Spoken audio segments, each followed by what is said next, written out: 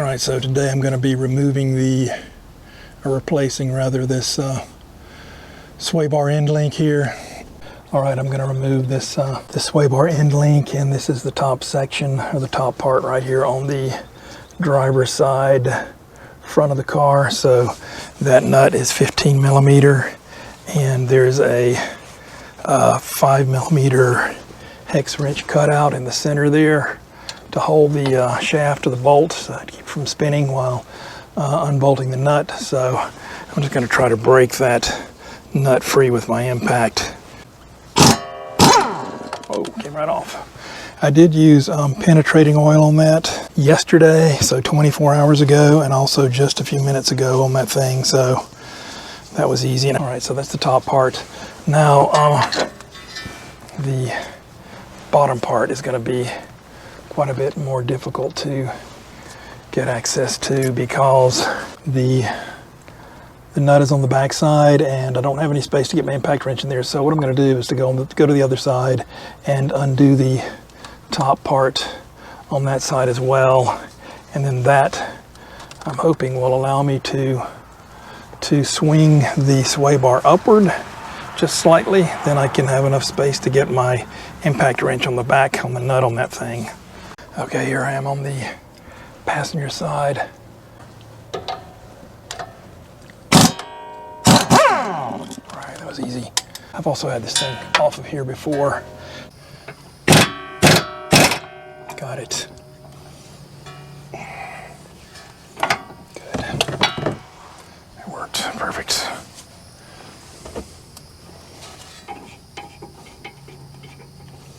All right, got that one down. Trying to get this thing on here.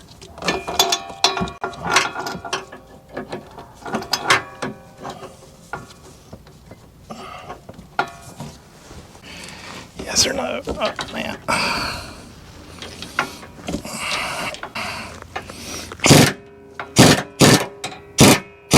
Got it. Great. Excellent. Came right off. Didn't even spin. How about that? Just a moment here. Let's see.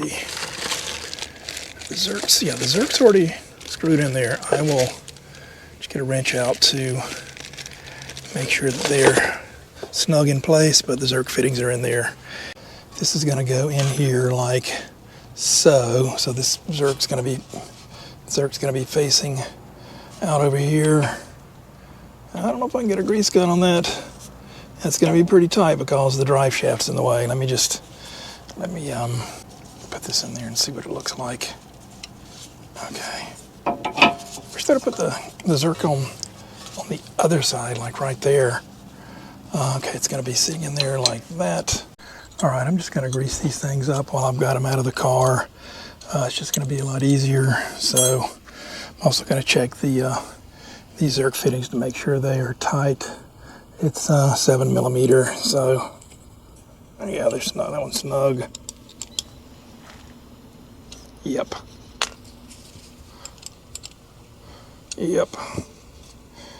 That's all snug, good. Okay, got that. Got my grease gun here. So it's just going to be easier to get them outside the car. And to be honest, now that I'm thinking about it, I would probably just replace them with Dodge OEM parts because they don't require any maintenance and they lasted like 10 years or something. All right, put this thing up. Okay, the little bladder is expanding. I think that's enough. I don't know, like 3 or 4 pumps, something like that. Get that. Let's get the other one. Okay, I'm on the driver's side. So we get that down there, and then up top.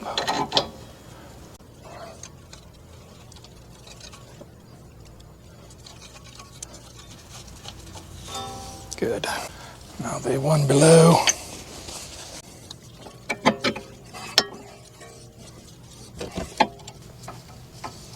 That's on the back side, so it's not possible to see. So these ones, they're different, they're designed differently. I mean, to tighten down and remove the nut, they've put machined in some flats on the back so that with a skinny wrench, this nut can be, or the bolt can be held while the nut is tightened. I gotta find the right wrench. All that is, it does take like a special, like a skinny wrench, this type of wrench, which is the skinnies. So what is that? I hope I got a big enough one to fit on it. And I sure don't. How about that? Biggest one I got, 17 millimeter. The backing fastener is 18, but I don't have a skinny wrench. So I don't know if this is gonna work out for me or not.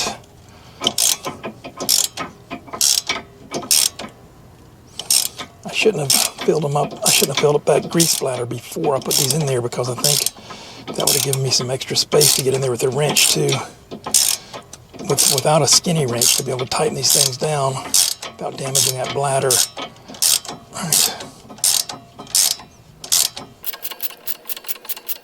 Let's see if I can get that off there, if I can get it now. If it will cooperate or spin. No, it's still in the spin mode. Spin mode, okay. Oh man. Okay, now it's not in the spin mode. All right, got it in. I don't know what the torque is. I'll have to check it to torque that thing in. That. I think I'm going to put the other side in before I tighten that bottom down, just in case I need some flexibility. Yeah, in case I need some flexibility to move this thing up and down or something, just ever so slightly. Some passenger side now.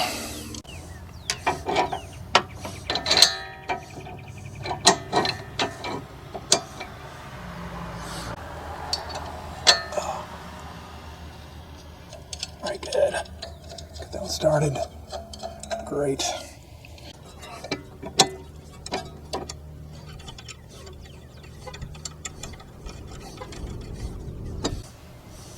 Backup wrench in there somewhere. Where is it? There it is. All right.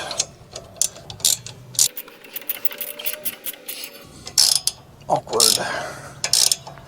Very awkward.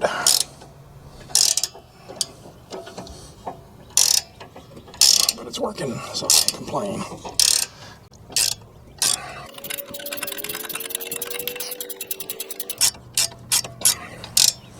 All right. Again, I don't know what the torque is. I'll have to check that. I'll bring up the torque wrench and put the torque spec on it. Nope. Okay, good. Get the wrench on there.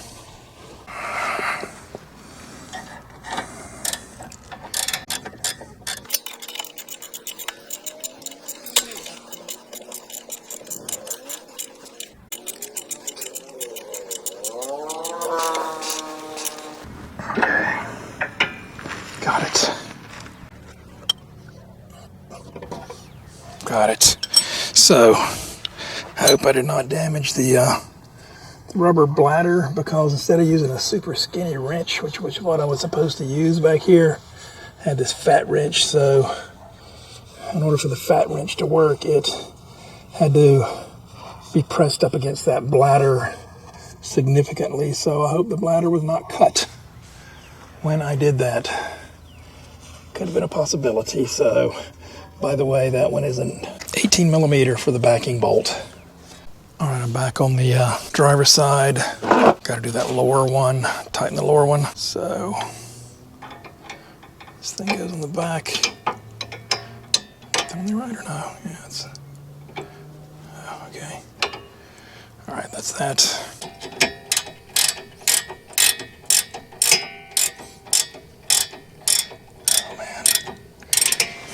Definitely a time for a impact wrench or one of those pivoting ratcheting wrenches, which I don't have.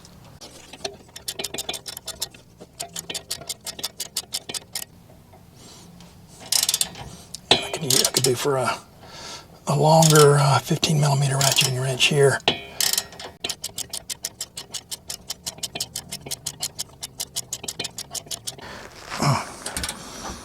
Tighten this thing down. These are locking nuts, so they are not going to back off by vibration. I'm just giving it a good little torque right there. That thing is not going anywhere, period. And it's on there very well enough, tight enough. Okay, all that has to be done now is to put the wheels back on the car and torque them down. So I'm not gonna bother you with those low-level details. If you found this video helpful or entertaining, or you just want to see more content like this, please like, subscribe, and share. Thanks for watching. Here are those end links, old versus new. The Moogs have Zerk grease fittings on them, and there's a close shot of one of them right there. There's Zerks on both ends. So the old ones didn't have that, but hey, they lasted. I mean, this is like a car's almost 10 years old, so I mean they lasted that long. So they're certainly not bad end links, but these new ones are going in, and I can tell they're not greased, because the otherwise the little rubber seal at the end of the ball joint there would be kind of pooched out, but it's not, so I will have to grease those. So here are the new parts. They are a Moog K750385.